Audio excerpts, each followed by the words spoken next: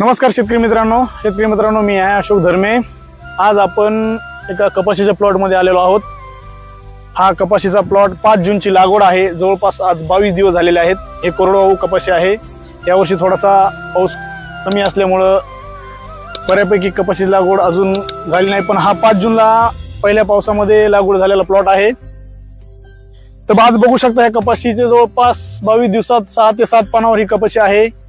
या दरम्यान एखादी फवारणी आपण घेतली पाहिजे, पण ह्या कपाशीवर सध्या कुठलाही प्रादुर्भाव दिसत नाही आपल्याला। आपण बघू शकतो मित्रांनो, हे बघा एकदम कपाशी सध्या क्लिअर आहे। याच्यावर कुठलाही किडीचा प्रादुर्भाव नाही, कुठलाही रोग नाही।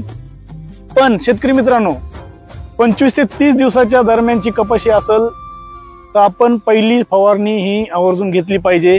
स्वस्तामध्ये फवारणी होती, पण पहिली फवारणी घेतली पाहिजे। ही कुठली घेतली पाहिजे, का घेतली पाहिजे हे मी तुम्हाला सांगणार आहे। पण शेतकरी मित्रांनो, हे बघा प्लॉट, तुम्ही एकदम सुंदर प्लॉट आहे। बघू शकता आपण सध्या कुठलाही याच्यावर प्रादुर्भाव नाही, कुठल्याही किडीचा अटॅक नाही।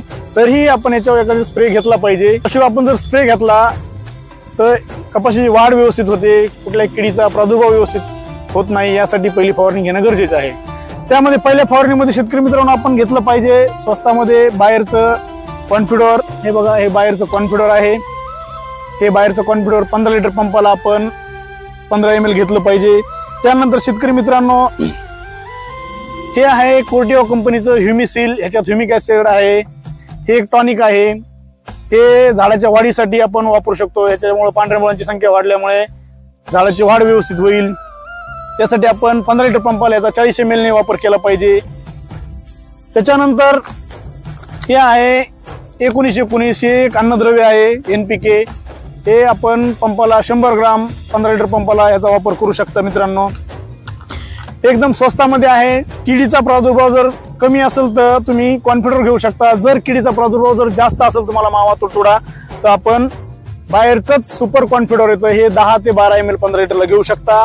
त्या व्यतिरिक्त जर शेतकरी मित्रांनो आपल्या कपाशीवर काळा मावा, चिकटा व पानं चिकट झाल्यासारखे असे वाटत असतील तुम्हाला, अशा वेळेस आपण UPL कंपनीचं उलाला, ह्याच्यामध्ये फ्लोनिकामिड आहे, हे 8 ग्राम 15 लिटर पंपाला घेऊ शकता कॉन्फिडर किंवा सुपर कॉन्फिडरच्या ऐवजी। जर पानं चिकट झाले असतील, काळा मावा असेल, चिकटा असेल, त्यावेळेस याचा वापर करू शकता, अन्यथा याची गरज नाही, कारण कॉस्टिंग वाढन, खर्च वाढेल। त्यामुळं शेतकरी मित्रांनो, ह्या ह्युमिसेलच्या ऐवजी अजून 2-3 ब्रँड आहेत।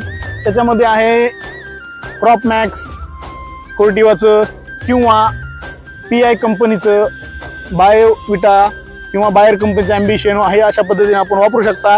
हे मला आवडणारे 2-4 ब्रँड आहेत। आपल्यालाही कुठला ब्रँड आवडत असेल, आपल्यालाही कुठल्या ब्रँडचे रिझल्ट चांगले वाटत असतील तर आपण ते वापरू शकता टॉनिक म्हणून।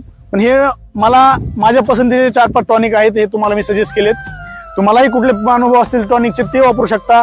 पण शेतकरी मित्रांनो, एक इन्सेक्टिसाइड, एक टॉनिक आणि एक अन्नद्रव्ये असे 3 मिळून वापरण्याची खूप मोठी गरज आहे, कारण जेणेकरून कपाशीची वाढ व्यवस्थित होईल, कपाशी चांगल्या पद्धतीने राहील। यासाठी पहिली फवारणी घेणं आवश्यक आहे। पहिली फवारणी जरूर घ्यावी शेतकरी मित्रांनो।